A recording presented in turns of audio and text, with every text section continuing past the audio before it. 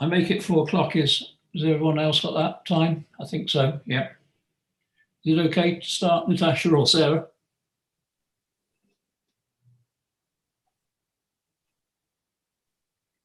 Yes, Councillor Wilson. Yeah, thank you very much, Sarah. Well, good afternoon and welcome everyone to today's Cabinet meeting. And for the purpose of the record of attendance, I confirm that the following members are present and participating in this remote meeting. Councillor Ronnie de Virle, Councillor Alison Freer-Jones, Councillor Lee Higgins, Councillor Alan Pearson. Perhaps Democratic Services can inform us if we have any members attending. Councillor Cumbers and Councillor Bindloss are in attendance. Councillor Wilson. Right, thank you very, very much. Well, welcome, Councillors Bindloss and Cumbers. Any member participating by remote link who declares an interest in any item of business in terms which require them to leave the room must ensure that they cannot be seen or heard during the agenda item. This shall be confirmed by Democratic Services. This member of staff will therefore confirm to the remote member when they may rejoin the meeting. Should any aspect of the conference link fail during this meeting, I will call a short adjournment of up to 5 minutes to determine whether the link can quickly be re-established. If the link cannot be re-established, the meeting shall be adjourned to a later date. In the event of link failure for individual members, the remote members will be deemed to have left the meeting at the point of failure of the equipment. And if the link cannot be re-established before the end of the meeting, then the presumption will be that the meeting should continue to deal with the item, providing the meeting remains quorate. Should the meeting no longer be quorate, the meeting shall be adjourned and any remaining items of business will be deferred. If the individual's member's link is successfully re-established, then the remote members will be deemed to have returned at the point of re-establishment. I would ask members to indicate their wish to speak by raising their hand using the raise hand tool on Zoom, and I will then invite each member in turn to make their contribution to the debate. Before proceeding to the vote, I will ensure that all members and officers have no further comments by confirming that no hands are raised. I will ask each member to indicate when asked whether they are voting for, against, or abstaining. This will be recorded by Democratic Services officers who will confirm the outcome of the vote. Any member who has been absent for the debate on a particular item due to link failure must abstain from the vote on that item. So moving on to the agenda, apologies for absence. Obviously, we've had none received. Councillor Wilson. Yeah. Could I just let you know that also Councillors Evans and Douglas are also in attendance. All right, okay. Welcome, Chris, and welcome, Jeannie. Sorry, thanks for that, Sarah. I missed that earlier. So my apologies to Jeannie and Chris. So moving on, confirmed minutes of the Cabinet meeting held on the 9th of February. Very happy to move these. Councillor Higgins, will you second? Yes, happy to second. Thank you very much. Any amendments to be raised by anyone? No one's indicating anything. So move forward. Thank you very much. Declarations of interest, Sarah? Do you have the role in? Sorry, Joe. I've just noticed that I know it says Natasha was joining by audio, and I don't know, Natasha, if you was about to say something to Councillor Wilson. Oh, okay. No, Councillor Higgins. I'm just having a problem actually with my audio, but I think it is fixed now. But thank you for pointing that out. Okay, thank you very much. Okay, Alan, have you got anything to declare of interest? I'm just the county councillor for Leicestershire. Okay, I too, Sarah, declare personal interest in any matter relating to Leicestershire County Council as a member of that authority. There has been no items referred from scrutiny committee. So we move on to the main meat of the meeting, which is the first paper is agenda item 5. So I turn to the Director for Corporate Services, Dawn Garton, to summarise the report. Over to you, Dawn. Yes, thank you, Leader. This is one of your regular 6-monthly reports to the Cabinet on the Council's Strategic Risk Register, and an annual report is also made to the Audit and Standards Committee in its role as being covering risk within its remit. You'll see that the Strategic Risk Register is attached at Appendix A, and also there's commentary provided in the covering report.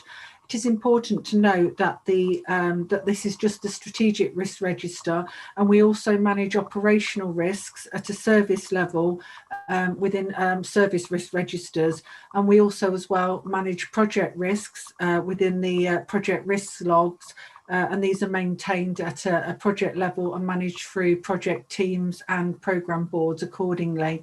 There's a lot of detail in the report with summaries of the risk register and some of the key changes since the last report came to Cabinet. So I'm happy to leave it there, Leader, and just take questions. Thank you. Thank you very, very much, Dawn. I'm certainly very happy to move the recommendations at 2.1, which is to note the content of the report and the updated strategic risk register and associated risk management action plan as attached to Appendix A.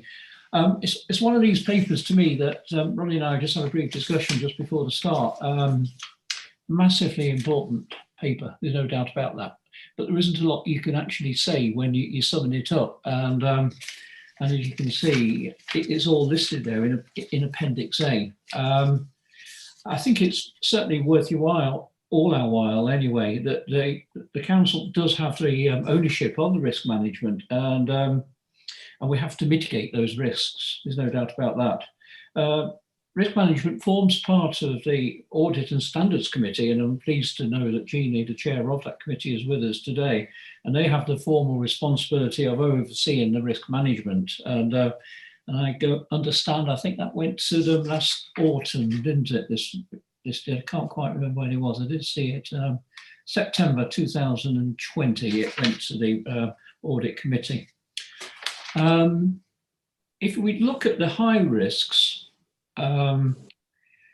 that's, to me, that's the ones that stand out. Yeah, here we go. Look at it on 5.2. Failure to secure financial stability in the medium term.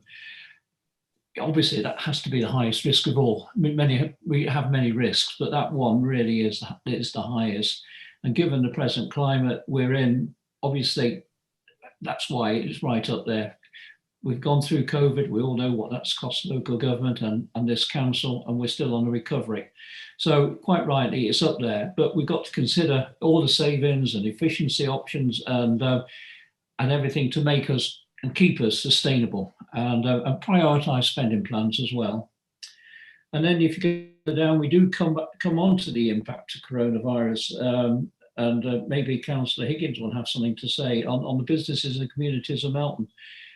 I have to say, I'm very, very proud of how Melton has, Melton Borough Council, I mean, but by that, we've handled the business community. We've been dealing with them, we've been talking with them, and certainly Councillor Higgins will almost certainly tell us how much money has been handed out in support and other things we're going to be doing.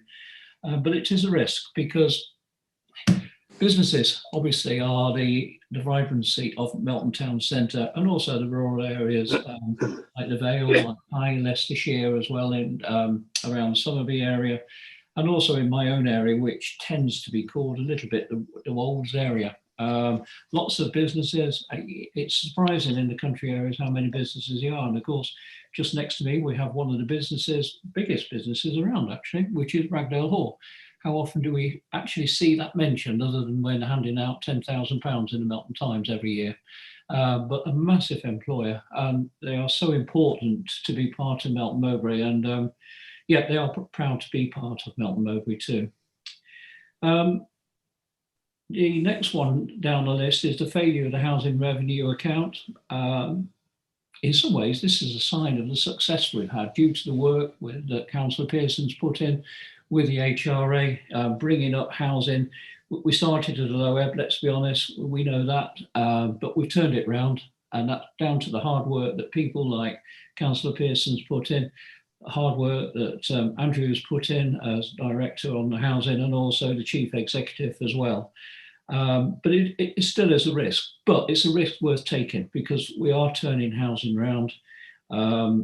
And we're now going to start focusing on the longer stock condition. I took a tour around some of the housing myself, actually. It was last week. I was actually in town, and I went around some of the more difficult areas, and totally on my own, by the way, so I didn't talk to anyone. So social distances didn't even creep into it. But you can see there's a difference now. There's no doubt about that. So my thanks to Alan and Andrew for turning this round. And again, thanks to Chief Executive going back to 2017-18. And sometimes people forget the role the Chief Executive can take. They're not actually there when it comes to delivery. But boy, oh boy, that's where they are, is right at the start. And that's what kicks it all off. So very happy to propose this, and I look to a seconder. I proposed 2-1, so I look to a seconder. Councillor DeVille, I think. Yeah. Yes. Okay, Councillor DeVille. Yes. Okay. You want to say any comments? Yes, I do. I completely support what you said. I think it's a very important document. It keeps us on. We get an overview of where we're at, and it gives us an opportunity to deal with things up front. There is a comment I'd like to make. I'd like to draw members' attention to item 5.4 on that report, and it relates to the 6 items which are on the directorship risk register. Item 2 relates to climate change, and I'm looking at the declaration that the government has made that we'll have a 68% reduction versus 1990 in this area in terms of green energy, I suppose, using green energy, and looking at our responsibilities. And I wonder whether that item should be moved up the list and become more of a risk, because we've only had 8 years and there's an awful lot of work to be done on it. Other than that, I support it in totally, the report. I have one other question. Under GDPR, what are information champions? Perhaps Dawn could tell me. Dawn, if you could answer certainly the last question and offer advice on raising the risk. Yes, so with regard to raising the risk, then, we're regularly reviewing these anyway, so we can certainly look at that when we review those service registers and look about raising that up. I mean, really all it would be recognising this at that level and having perhaps a bit more detailed action plan. But I want to assure you that just because it's at that service level doesn't mean to say that we're not managing that risk and dealing with that. And then we've got some plans around recognising the growing importance, I suppose, of that agenda and taking that forward. So I think members will be hearing a lot more about that, about our plans in that area. With regard to information champions, yes, we've got certain people designated throughout the organisation that would have more skill and knowledge in this area, and they can champion that type of thing in their service areas and promote good practice in that area, and act, I suppose, as a bit of a conduit between the centre and the professionals and services to make sure that best practice is followed across the whole council. Okay. Thank you, Dawn. Thank you. I accept that, Leader.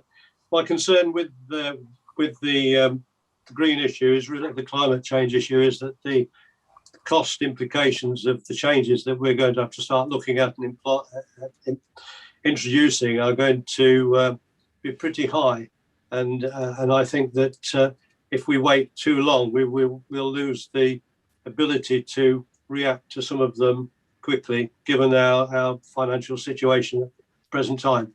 Anyway, thank you very much for that, Dawn. Thank you, Leader. And thank you, Ronnie. And your wise counsel has been noted by all. Leader, if I may just quickly come in there, just to offer further reassurance on top of what the Director for Corporate Services has said. We are in the process of commissioning a baseline review of all council activity, which will absolutely set out what our current position is against where we need to be in 2030. So that will give us a much sharper and clearer focus on those areas that need our attention. And we will be looking to bring forward a climate change strategy during the course of this year as well. So we hope we'll be able to provide a lot more richer information on that as an issue. And at that point, we'll certainly be in a position to judge that level of risk, and we can escalate it or mitigate it as we see fit at that time. Thank you, Leader. Thank you, Ed. That's exactly what I was going to say as the chair of the Climate Emergency Group, that we've got that underway. So I'll put my hand down now. Oh, okay. Okay, next hand up is Councillor Pearson. Yeah, aye. And I'd just like to say, again, a thank you to Andrew for the work that he took on in the past. It's about 12 months, isn't it, Andrew? I think it seems like 10 years, doesn't it, where you've done so much. But I'd just like to remind everybody that this was inherited, the issue with the HRA and the standard of the housing and the electricity and the gas and tests and all the things that we've challenged. And it was quite a few years ago now. I think it was early on in Ed's first year we were talking about and playing it. And I do remember clearly that when we did the Housing Improvement Board, which was excellent, but we got support from every councillor, both Conservative, Independent. Everybody supported the programme. Everybody gave commitment to moving forward on this. So that gave momentum to the this for me as a portfolio holder and the people involved, to the staff and to Andrew and Ed to get on with it. And I just like to think that it's been a real good team effort. We've got a long way to go. So I am confident that it's going to be difficult, and I do understand some of the quality of the housing and there's issues. We've got a lot of work to do, but I do think we'll manage it in the future because of the team approach. Thank you. Yeah, I'd just like to say, I can remember one of the councillors referred to it as green shoots, I remember, but looking at it, the wheat analogy, bringing back my farming past, I think it's gone way beyond the green shoots, to be honest. I think we're in what's called the boot stage, which is where the ear is in literally being wrapped up and cosseted and filling up before it bursts open into full flower. And I think that's about where we are. So it's, as Councillor Pearson said, it's a good job, but way, way past green shoots. Now, Councillor Higgins, I can't believe you don't want to talk. Well, I was going to leave it for the next paper, really. So, okay, well, do that then, because we don't want to overlap, yeah. do we? Yeah, you are right there, actually, Lee. Yeah, smack on. Okay, members, I'd just like to point out to everyone, of course, there are other items on the high risk and medium risk and no risk and other items. We can't talk about every one, there's no doubt about that. They're all important in many ways, but it's all there. So if any members got any further questions, just bring them up to officers or even myself or lead members afterwards. So I've moved the motion at 2-1. Councillor de Burgh has seconded. I turn to all the members to raise your hands, please, to those who are in favour. So I believe Councillor Pearson, myself, Councillor Freer-Jones, Councillor Higgins and Councillor de Burgh. That's unanimous in my opinion, but I'll turn to Democratic Services to confirm the outcome of the voting. Yes, that's correct. That's unanimous. Thank you very much, Natasha. Just moving on, we come to the Economic Recovery Support Programme. Councillor Higgins, over to you. Okay, yes, thank you, Leader. Unfortunately, it's slightly disappointing that I'm going to have to move a deferment on the Economic Recovery Support Package today, following recent announcements by central government in regards to the expected timescales for what is known as the Additional Restrictions Grant, which is the ARG grant, as some businesses will know that. And these announcements have indicated that expected timescales for spending them are being brought forward by a whole year. So instead of the end of March 2022, it's to be brought in by the end of March this year, which depends on the details, and it's likely to require a reprofiling on our part in how we're going to fund towards the direct grant away from longer term support packages and programs compared to what we had originally planned. For example, some of the plans are, you know, when are we able to get events on and support events that may happen later on in the year, for example. So we're going to have to bring that spending a bit forward. There are associated guidance which will provide more information on these developments, but this is yet to be received, and officers are monitoring this and will provide updates as soon as they're in a position to do so. So while the officers have got some ideas, and with the grant panel, which Dawn is also a part of, we've been discussing these ideas, and thanks to the businesses that have fed back how we develop our grants, the officers are not in a position to advise the Cabinet as of today. So that's why I don't think it would be appropriate to take a vote on it. And just to give us a little bit more time to draw all this package together. Just to go on to that, I think it's prudent to delay the decision relating to the ARG until the April's Cabinet meeting. And if there's any further information for businesses out there, please look at our website. But I just wanted to add on to that as well, because the grant panel met on Monday this week.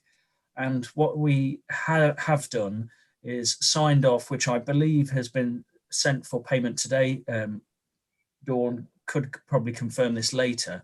A grant of up to £250,000 will go out to over 200 Melton businesses in the discretionary pot that Melton Borough Council can hand out. That's being sent off today, and those businesses that have been successful in the ARG grants should see those land in bank accounts between Friday and some point next week. That's over 200 businesses that will receive those grants. Some businesses who employ 15 people or more will see a grant based on that award because they support employment in the Melton area. Some businesses will get up to about £10,000, and some businesses will receive a lower grant just depending on need and the size of the business as appropriate. But one thing I wanted to point that, as you said, Leader, before, of how we're propping up the businesses as well. And this is something that Melton has taken a great deal of listening time. I think where Melton was one of the best councils, I have to say, and I am getting feedback from other businesses in other local authority areas. One I shared a letter with you yesterday. We've been listening to businesses from March last year, and we've been learning with them of how we can support them. It's not always about money as well, but it's also about how we can help them find new ideas for them to go to new markets, so how to go online. And I'd also like to thank the BID and other business support groups in the town and the borough of how they've done that. But where Melton has certainly made sure it's looked at is to support individual businesses and people where government national grants have let them fall through the cracks.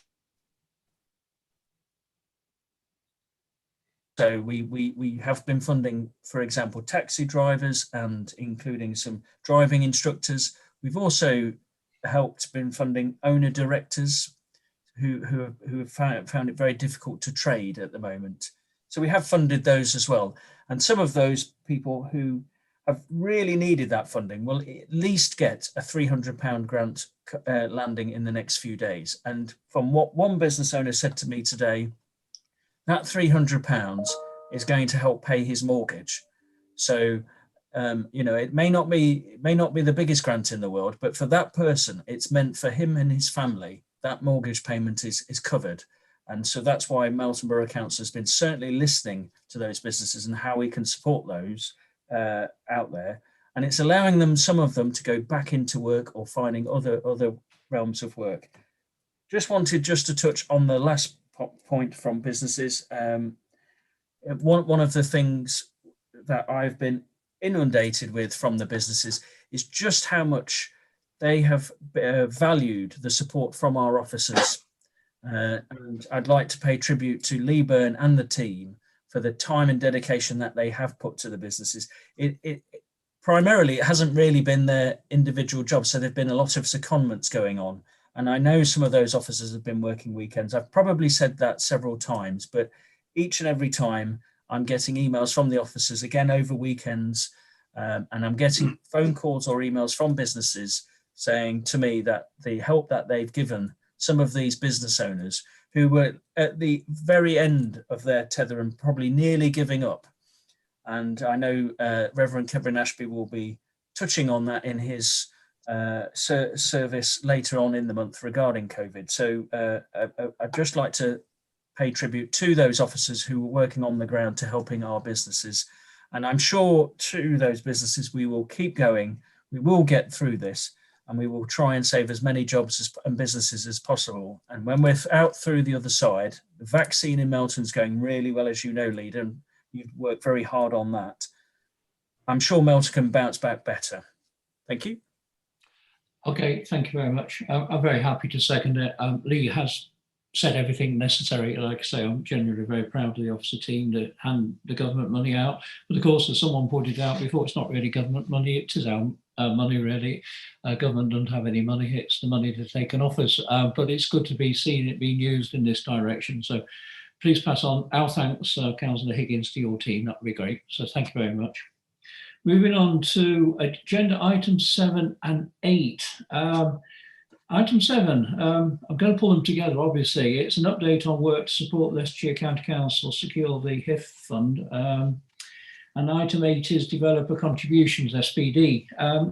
Both these items support the work that we, MBC, are doing with the County Council, Homes England and MHCLG regarding delivery of the southern section of the Melton Mowbray Distributor Road and the wider infrastructure improvements in Melton.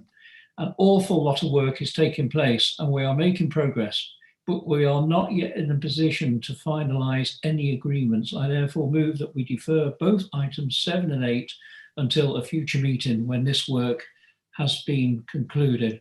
Councillor Higgins, do you second? Thank you very much. Moving on to the final paper, agenda item 9. It's the award of the leisure contract extension.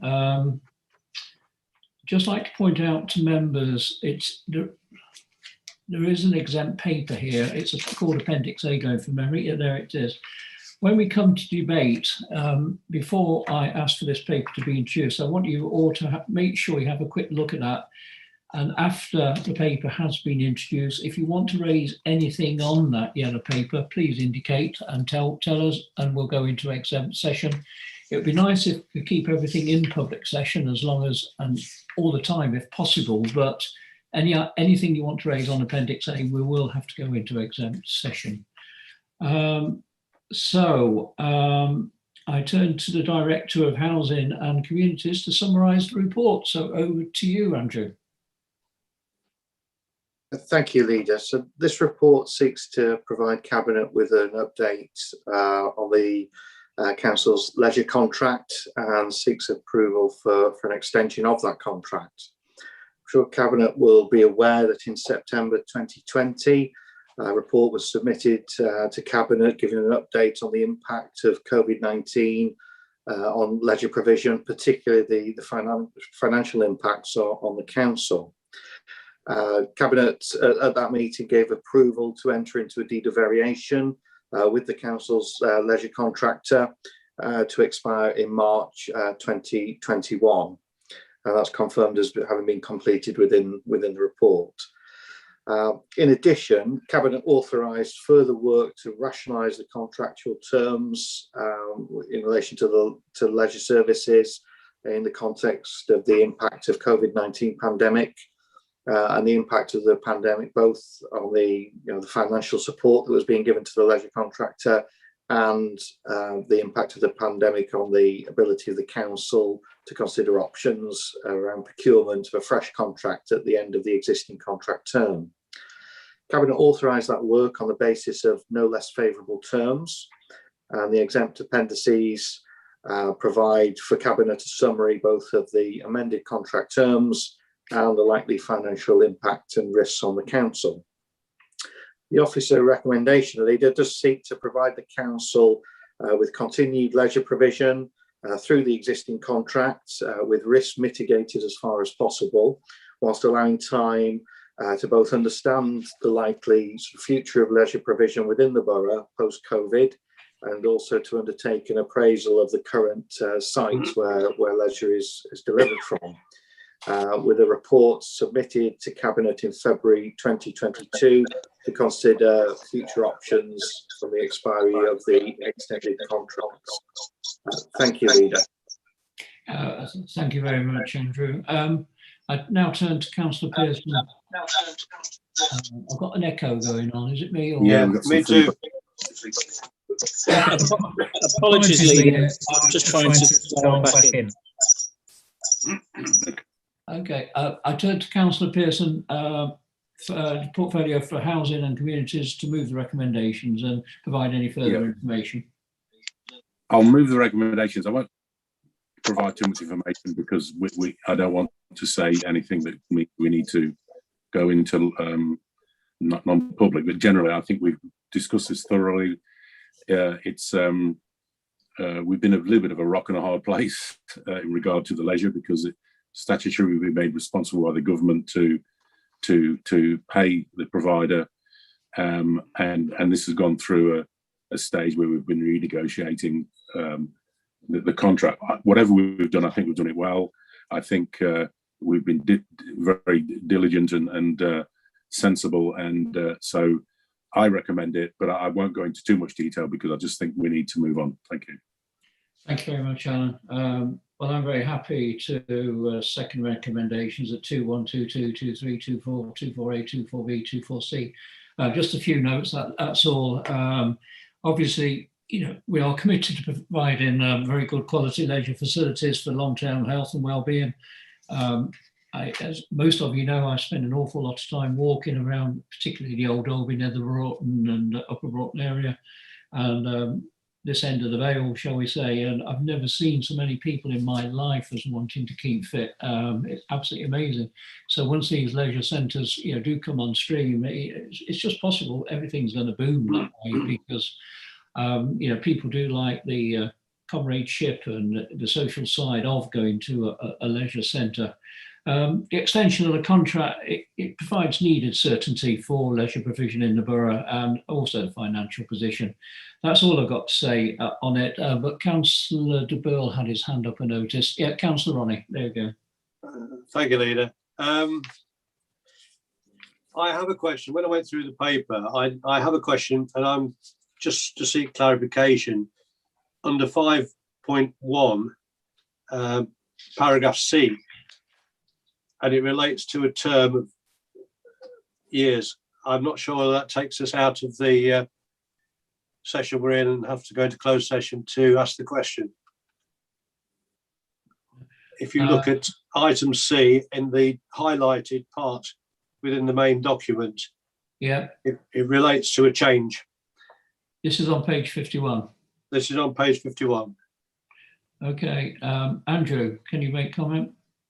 It's not on the yellow paper.